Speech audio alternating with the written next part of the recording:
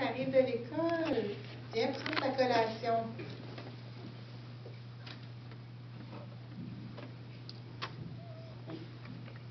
C'est bon, maman.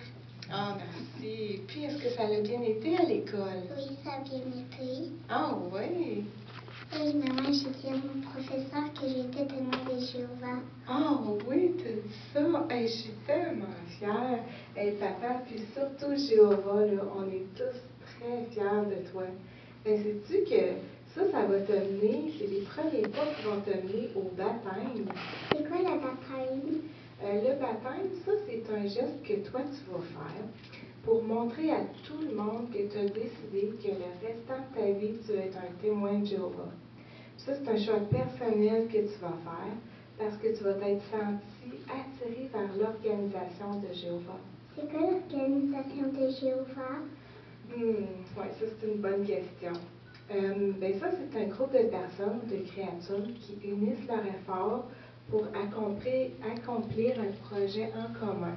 Puis, ils sont encadrés par des règles à suivre. Juste pour te donner un exemple, pour te dire combien Jéhovah est organisé, on a juste à penser aux étoiles puis aux planètes qu'il a créées. Ils se déplacent tous dans l'univers d'une façon organisée.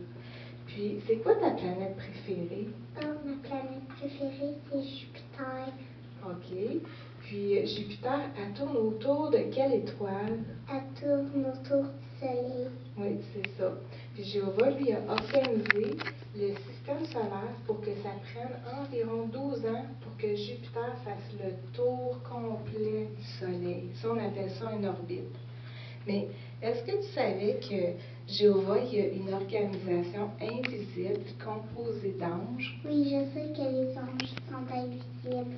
Oui, je sais qu'on t'a déjà expliqué que les anges sont invisibles. Mais là, je vais te montrer qu'ils sont organisés au ciel. Puis tu peux prendre ta Bible, on va aller voir Daniel 7, le verset 9 et 10.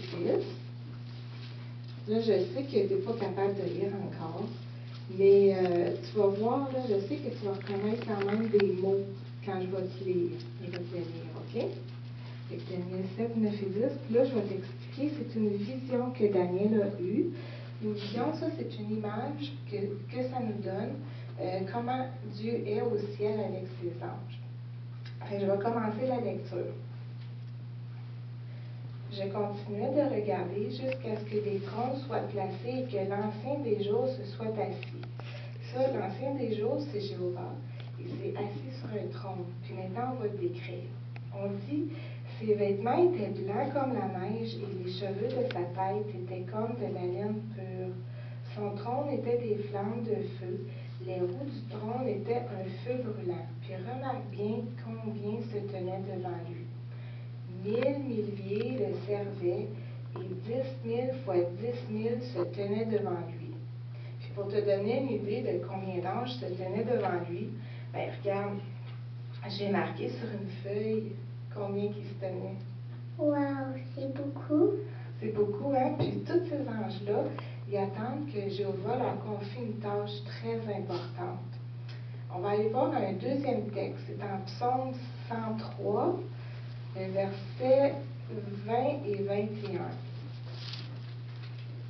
C'est juste ici en haut de la page. Puis ici encore, on parle des anges.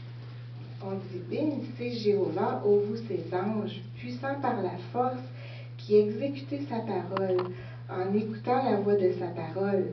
Bénissez Jéhovah, vous toutes ses armées, vous ses ministres qui faites sa volonté. Alors ici, on explique que les anges sont comme une armée. Une armée, c'est organisé. Puis les anges ici font la guerre contre Satan, puis aussi pour protéger les serviteurs de Dieu. C'est comme quand Daniel était jeté dans la fosse aux lions. Qu'est-ce qui est arrivé avec les lions? Un ange a fermé la gueule des lions, comme ça, ils n'ont pas mangé Daniel. C'est ça. Ils ont protégé Daniel, un serviteur de Jéhovah. Puis tu sais, Elfie, je peux t'assurer que si tu décides de servir Dieu, les anges vont t'aider à parler avec courage de Jéhovah. Oui. Si tu es de leur côté, tout comme Daniel l'était, ils vont t'aider. Ah, c'est quoi? Je pense que c'est l'heure des